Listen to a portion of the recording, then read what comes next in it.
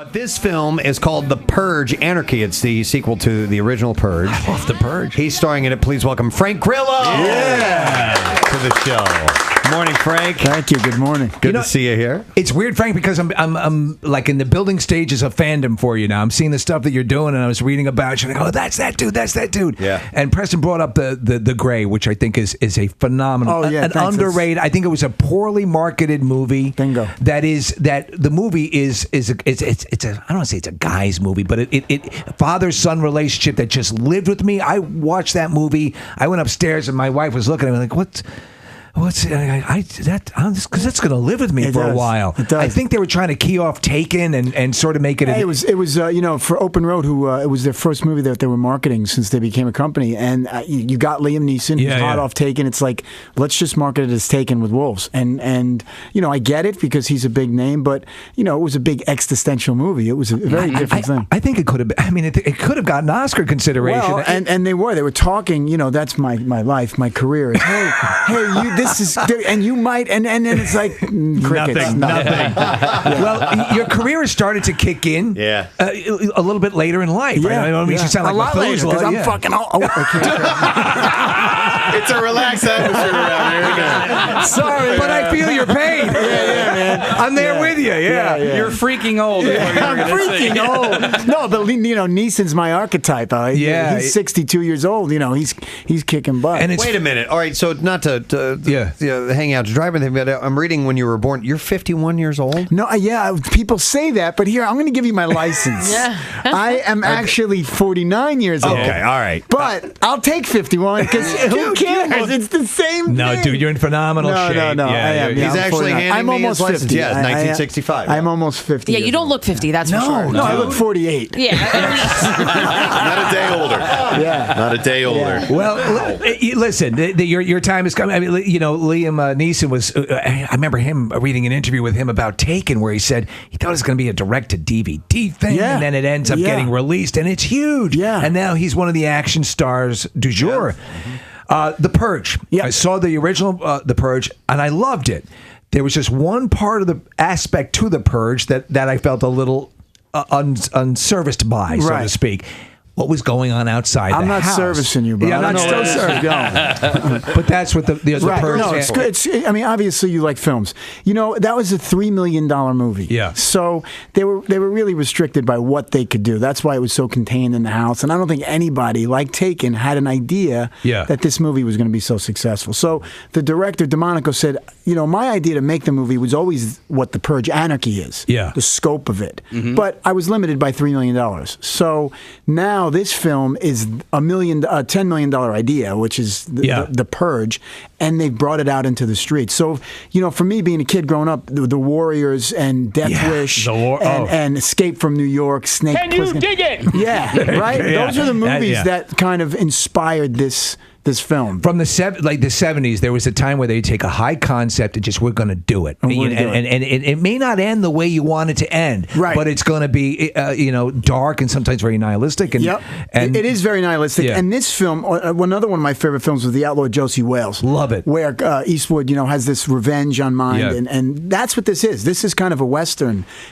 Outlaw Josie Wales being kind of the archetype that we kind of went for when we started the movie. So it's the Purge, and if you're not, explain what the Purge is for people who haven't seen the actual, what happens on this night for this 12-hour period. So it's like 15 years in the future, and there's a new governing body of the United States, and they've developed a 12-hour period once a year where all crime is legal, from murder to anything else. The only thing you can't do is attack the law. You can't attack the law, you can't kill government officials, and you can't use bombs. Right. So it doesn't become total anarchy. Right.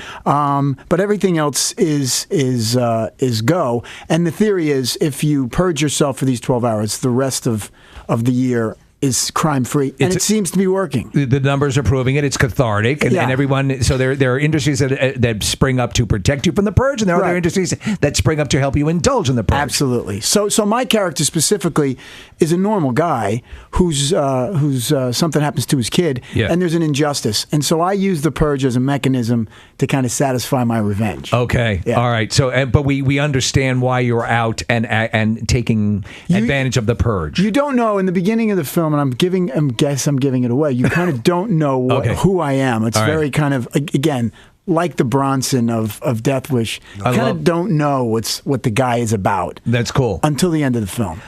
So yeah, and actually, it was the success of the first one that allowed a budget to skip up and to see. Now, when you shoot things like this, where did you shoot the movie mostly? We shot it at night in the streets of Los Angeles, in downtown LA. In a city and I've always marveled at this, a city as busy as LA, where can you go where you can do that and make something like this seem real? Well, the thing about downtown LA is, like most cities in the United States, it goes away after 6 p.m. It's not like New York or Philly. Yeah. There's no one downtown LA. Okay. Yeah. Except rats and a lot of homeless people. And so we had to deal with that. But other than that, the streets are empty. A lot of films are shot at night in downtown LA. Because you'll see these shots a lot of times. They'll do like a 28 days later, where and they're like, well, when did they do this? No, that's real. Yeah. It really looks like The Purge. Yeah, very cool. So, you're doing a number of things. I'm very excited about the different projects you're working on. You're working on the American version of The Raid, based on The Raid Redemption, which was one of the most kick-ass action movies of all time. Loved it. You're a martial arts. Yep. Black belt jiu-jitsu? Jiu-jitsu, and I box my whole life. I still box every day, I've always been into the martial arts. I wrestled in high school and college. I mean, I've always been kind of physical. I'll fight anybody in this place right now. Well, Preston's Krav Maga black belt. Yeah. Are you really? Yeah. Yeah. No, isn't that like just for fitness? No. It's I'm kidding. I'm kidding. Okay, sit down, big guy. I don't want any trouble. It's like he was a good setup. He was about to explain Krav Maga. It's like, no, it's an Israeli special forces. I will disarm you right now. You had him, though. I had him. Look, he's still thinking, this guy's little. I will kick him. I'm eyeing you up. No, but listen, jiu-jitsu, I mean, that's to get a black belt. A lot of people don't realize. I mean, they may have taken kids to karate classes, and they've gone through the program, and in a handful of years, they've gotten a black belt. Jiu-jitsu is a whole nother story. It is. It takes a long time. There's not necessarily a formal test that you go through. No. It's whether or not you've been acknowledged by your peers and your superiors as to whether or not you've gained it. How long did it take you to get that? It took me a long time, probably 12 years, and I started training with Rickson Gracie, who's the Bruce Lee of jiu-jitsu. And before there was a UFC. How did you hook up with him? Well, I had a wrestling buddy in California who said, I've been training with this guy, Rickson Gracie, the jiu-jitsu. I'm like, what is jiu-jitsu? He goes, it's all ground stuff. Yeah. You'll love it.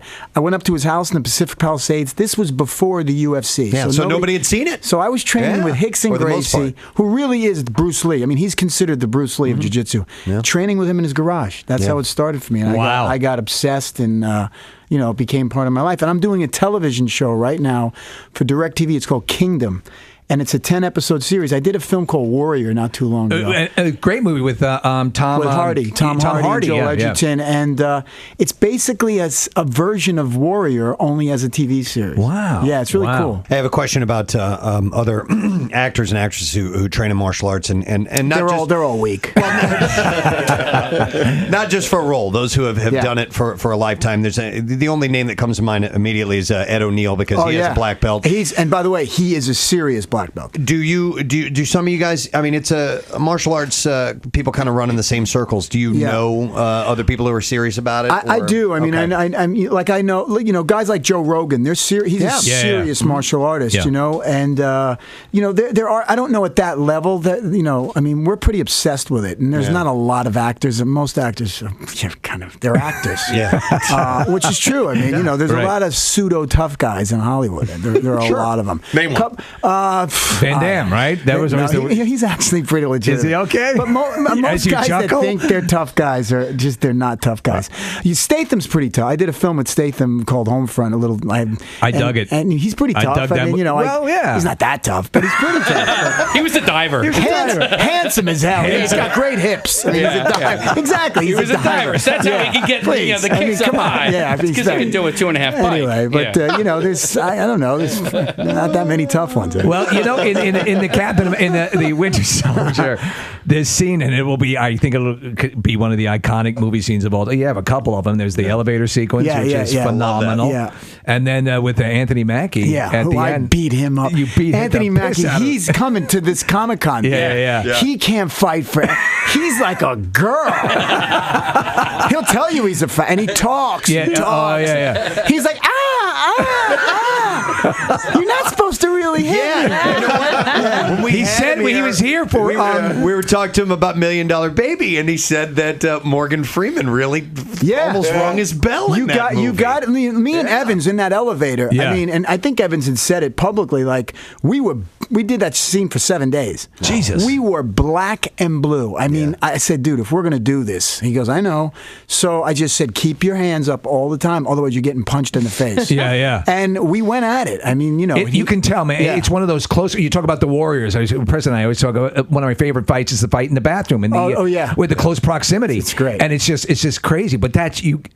Did they have you crammed into that thing with? It was maybe a little bit bigger than a regular elevator. Okay, do you know? Yeah, it was great. I mean, I enjoyed the hand-to-hand stuff in Winter Soldier. It was great. They really brought it in for that one. Took their time. That's you know, to Marvel's credit, they give you the money and the time to get it right. Yeah. So, and it's an updated story from the original Captain America too, because it's a good movie. I really like the first one, but the Winter Soldier really made it a present day movie. It really was great, and the combat was not 1940s combat. Nope, it was authentic, and I'm going to tell you, we were black and blue by the end of the film. Well, I know you can't talk a lot about what's coming up, but your character does go on to Crossbones. Right, the origin of the character in the comic book does go from Rumlow to Crossbones, who's this vicious mercenary. Yeah.